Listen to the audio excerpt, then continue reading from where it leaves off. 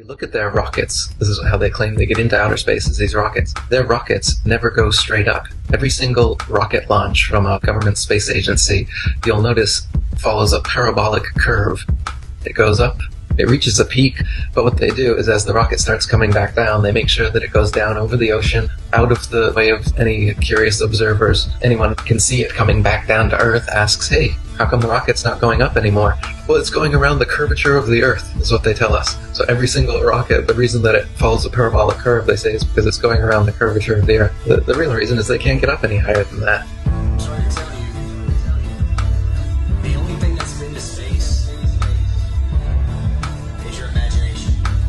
They tell us that the Earth is a sphere. They show us pictures of a sphere, of a circle. It's a perfect circle. And then they come out and they say, well, it's actually an oblate spheroid. Oh, what's that? Well, it's a sphere that's flattened at both poles, so it's more of an oval shape. It actually bulges out south of the equator, as well as being flattened at the poles. So it's more pear-shaped. So it's not actually a sphere. It's oblate. And officially it's an oblate spheroid.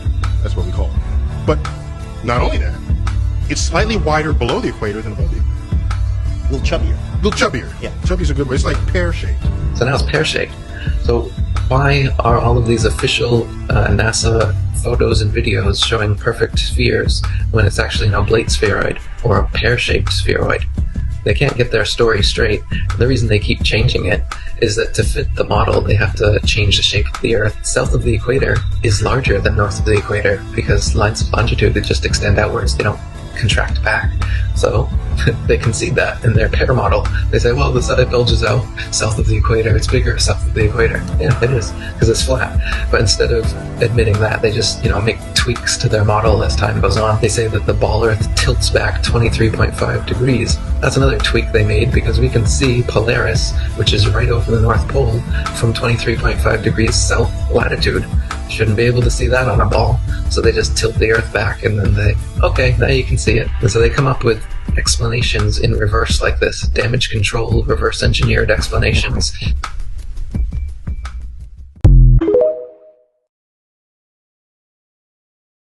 So if you guys believe in NASA, and this goes for all the governments of the world, because you all believe in NASA's theory, if you guys believe in NASA, then that means that you believe that right now, the Earth is rotating at 1,000 miles per hour. While it orbits the sun with all the other planets at 66,600 miles per hour, while it's being dragged by the sun at over 500,000 miles per hour, all this while the universe expands at over 1.2 million miles per hour. And what they'll tell you, the only reason why we're not being sucked up into this infinite vacuum of space, because it is a vacuum, they tell us, is because of gravity.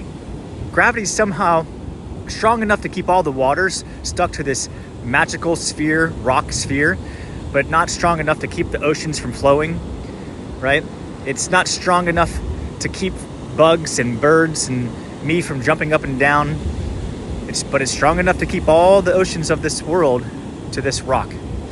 In addition to that, if we are expanding with the universe at 1.2 million miles per hour, why are we seeing the same celestial patterns? And I emphasize patterns because we have 12 zodiac signs, and this has been since the beginning of time. They haven't changed.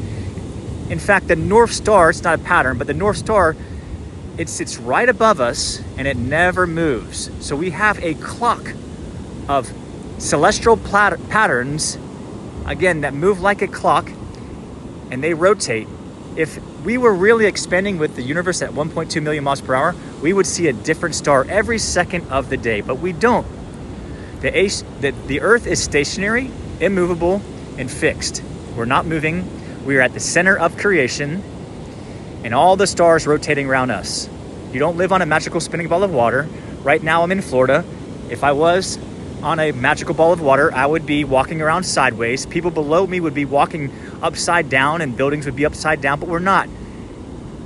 Again, this is for entertainment purposes only. This is strictly satire, TikTok. This is just my opinion. And I just wanted to point out, if you believe in NASA, you believe in the heliocentric model, look it up and then tell me if it makes sense. This might just be the best flat earth proof you've ever heard. And it all starts with a sundial. Alright, stay with me here because this one is going to blow your mind. You know what a sundial is, right? That ancient tool people have used for thousands of years to tell time by tracking the sun's shadow. But what if I told you? Sundials don't work on a spinning ball Earth. I know, sounds wild, but let's dive into it. Imagine the Earth is a ball spinning through space. The sun would rise in the east, set in the west, and a sundial's shadow should shift in a way that reflects this, right? But guess what? It doesn't work like that. On a globe, the shadow cast by the sun wouldn't follow the pattern that makes sundials function properly. The shadow would be inconsistent, and the whole system would fall apart. Here's why. For a sundial to work, the sun has to move in a predictable circular path over a flat plane. If the sun is rising and setting over a curved surface, the shadows wouldn't align. The shadow would bend and stretch in strange ways, making it impossible to use the sundial accurately. But on a flat plane, it's a perfect match. The sun moves in a circle, and the shadows follow a logical, consistent path. That's how sundials have worked for centuries. Here's where things get interesting. The flat Earth model explains why sundials have worked flawlessly for so long. In this model, the sun moves in a circular path above a flat surface, illuminating everything below it in a way that makes sense. It's simple, it's direct, and most importantly, it matches what we can observe. But don't just take my word for it. You can test this yourself with a flashlight and a DIY sundial. If the flashlight represents the sun and you move it in a straight line, the shadow won't behave like it does in real life. However, if you move the flashlight in a circular pattern, boom, the shadow behaves exactly like it should on a sundial. Now let's talk about the globe model for a second. People love to bring up NASA and their supposed proof, but what do we really get from them? CGI images, videos that look more like a movie than real life, and not much else. If the globe model was truly rock solid, we'd have undeniable proof, right? Yet here we are, relying on cartoons and simulations. And gravity, don't even get me started on that. They want you to believe that gravity is strong enough to hold billions of gallons of water upside down on a spinning ball. Really? Have you ever tried holding water upside down? It just doesn't work. Water doesn't stick to a ball, it finds its level. That's basic physics, and yet we're supposed to accept that gravity magically keeps oceans glued to a spinning globe? Let's be real. The globe model has holes, and this sundial experiment is just one example that cracks open the narrative. If we start questioning what we've been taught and look at things with fresh eyes, the answers are right in front of us. The Earth is flat, stationary, and much simpler than the complicated spinning ball theory they've been pushing on us for centuries. The final experiment. Well, let me tell you something, folks. The final experiment ended when you guys couldn't prove curvature. Because if we are living on a magical spinning ball of water, there should be 8 inches of curvature per mile squared. And we don't see that at all. And I can give you example after example after example, but I'm not going to today. It also, the final experiment ended when you guys couldn't prove that the Earth is tilted. It also ended whenever you guys could not prove that the Earth is in motion, that it's orbiting the sun right now at 66,600 miles per hour while being dragged by the sun at over 500,000 miles per hour. All this while the universe expands at over 1.2 million miles per hour, right? It also ended whenever you couldn't prove that you could have pressure, like an atmosphere here, next to space, which doesn't have an atmosphere, right? The pressure in the atmosphere should fill the void of space, but it doesn't. What's preventing the atmosphere from filling the void of space? I'll tell you what it is. It's called the firmament. And the firmament is actually, it's just like a snow globe, right? You have all the stars inside the snow globe. And the snow globe, the ceiling is actually the air. The air becomes more dense the higher you go. The higher you go, it becomes super, super, super dense. This is why when you see those rockets go up, the trajectory is always like an arch. It's always like an arch. And they can never push through that hard, dense air. Same with the ocean. The ocean, the deeper you go, the more dense the water becomes. It becomes very hard. So the Bible says that we live within the firmament, that the land and the mist here and the air is separated by waters above and waters below. And this is what contains, the waters is what contains the firmament. The waters is what it contains the atmosphere and the pressure, and it prevents the atmosphere from escaping.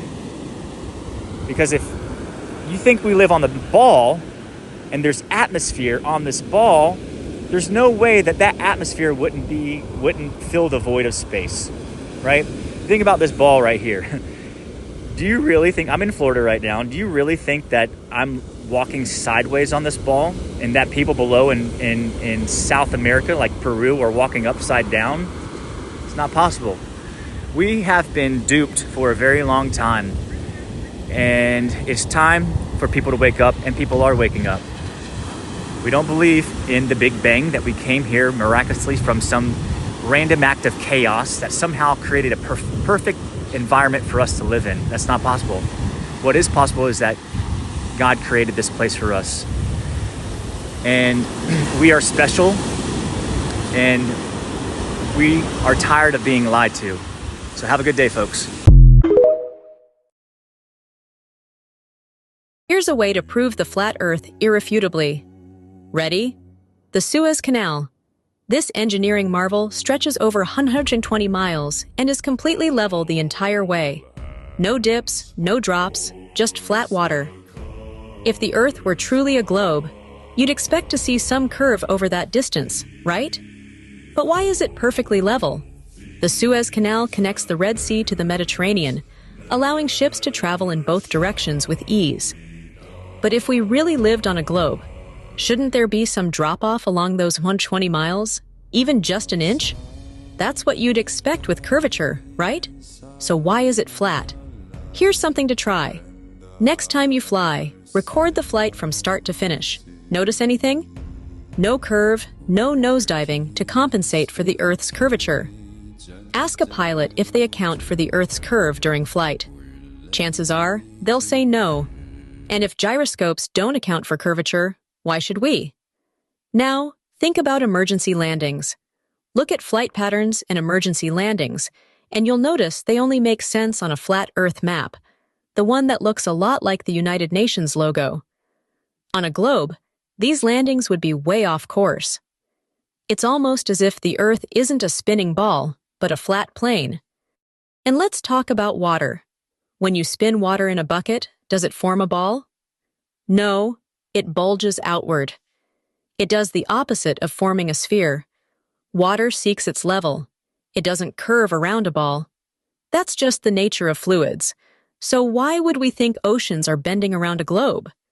Now, I know what you're thinking. If this is true, why would anyone lie about it? What's the motive behind convincing us that we live on a spinning ball when the Earth is actually flat? It's simple. Money. Space exploration is a $1 trillion industry. NASA alone takes in $69 million every day from your taxes.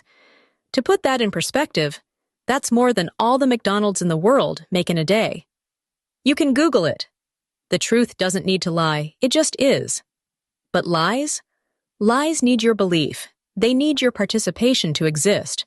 So why is the globe theory constantly pushed, while the flat Earth idea is mocked?